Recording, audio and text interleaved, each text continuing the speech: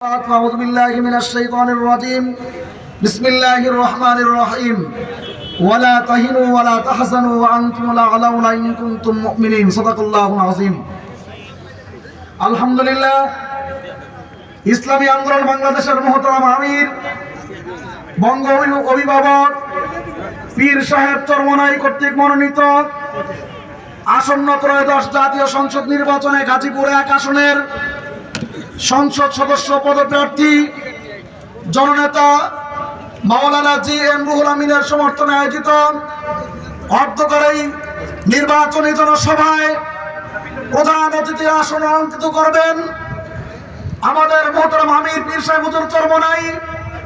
মঞ্চে উপস্থিত রয়েছেন কেন্দ্রীয়, জেলা, মহানগর এবং বিভিন্ন স্তর থেকে আগত সম্মানিত দায়িত্বশীল ভাইয়েরা। কথা সংক্ষেপ, জাতীয় নির্বাচন আসলে কারা কোন পক্ষে এটা পরিষ্কার হয়ে যায়। আমি পেছন থেকে ইতিহাসের একটা অংশ আপনাদেরকে স্মরণ করিয়ে দিতে চাই। 2001 সালের নির্বাচনকে কেন্দ্র করে জাতি 3 ভাগে বিভক্ত হয়েছিল।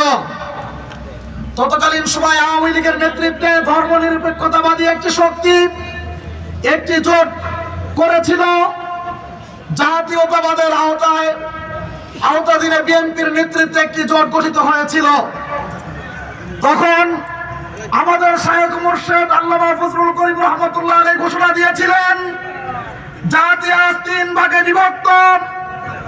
একদিকে ধর্মনিরপেক্ষতাবাদী শক্তি, একদিকে ধর্মহীন ধর্মনিরপেক্ষতাবাদী শক্তি, আরেকদিকে ধর্মবিরোধী জাতীয়তাবাদী শক্তি, আরেকদিকে ইসলামী শক্তি।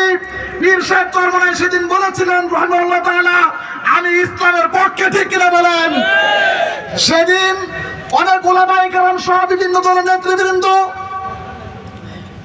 তৎকালীন সময়ে জাতীয়তাবাদের নেতৃত্বে জোটেছিলেন। একমাত্র ইসলামী শাসনতন্ত্র আন্দোলন তথা আজকের ইসলামী আন্দোলন বাংলাদেশ এককভাবে আলাদা নির্বাচন করেছিলেন। তখনই অনেকে বলেছিলেন পীর সাহেব চরমনাইয়ের রাজনীতি শেষ, ইসলামী শাসনতন্ত্র হারিয়ে যাবে। আর এই ধরনের প্রোপাগান্ডা অপপ্রচার তারা করেছিল, ঠিক কিনা বলেন? ওই সময় বাংলাদেশে যত বড় বড় উলামায়ে কেরাম ছিলেন, তারা এই পর্যায়ের বড় উলামায়ে কেরাম কিন্তু আজকে বাংলাদেশে নেই। অতএব আমরা দেখেছি তারা সবাই জাতীয়তাবাদের আওতায় গিয়ে ইসলামের স্বার্থকে রক্ষা করতে না পেরে